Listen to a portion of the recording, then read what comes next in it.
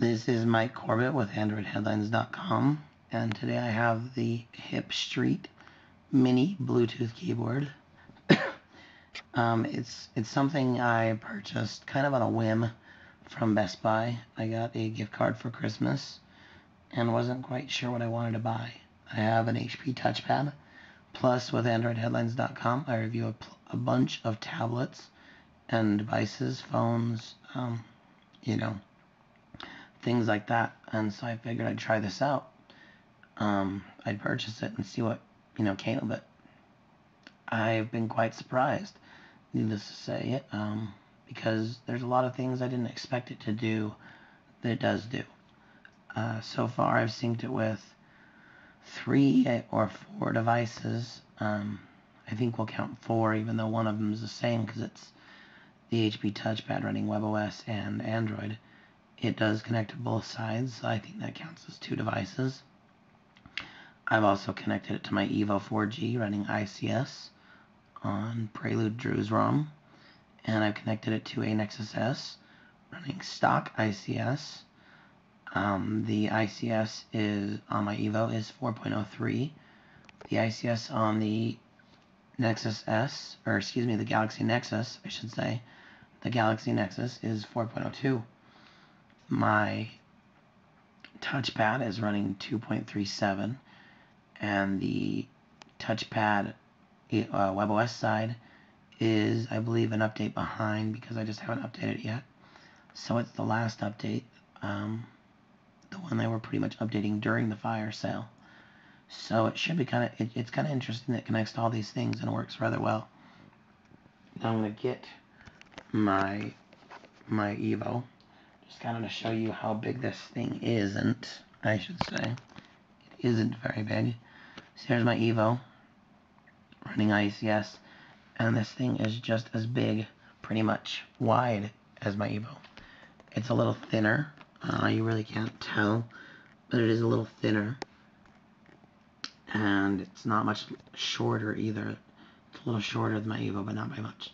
So it's a perfect device to pocket and take with you when you have a tablet you want to write on, or a tablet you want to write with rather. And it's kind of a cool device, really cool actually. Some of the things I like about it is that it can, probably can't see that really well, but those on top over here in the right hand corner are volume, and by pressing function right here I can adjust the volume when it's plugged in. I can also do music. Here is reverse, or go back, play pause, and forward. So I can do that on my phones. I've not got it yet to work with a touchpad, but that's just because the touchpad is kind of running a weird version, of Android. It's not full, it's kind of hacked together, and it's definitely alpha. There are other things on here, like I can switch the windows, switch the panes, I should say, on my Android systems by pressing function and then left, bottom, or down, right, up. I can move, windows. I can select apps with those as well because it'll highlight the apps, and then I can select enter, and it will do that. One of the things I was hoping it would do was play Grand Theft Auto 3 on the Android devices. However, it seems that they didn't port all the keyboard controls over. I can't punch or shoot or sprint very well, and I have to use these arrow keys to run, so I have to be always pushing function and then an arrow key, and it just doesn't quite work. I know I can use a 6-axis controller for the PS3, but I really don't have one readily and available to me, so I was hoping this would work. It didn't quite work. All of it works on my Android tablet. Here's a home button. The home button's here. I can select that and it will take me to the top of a page. Escape here will take me out of an app, and menu will pull up the menus in any of the apps. So that's really cool as well. This was on sale at bestbuy.com.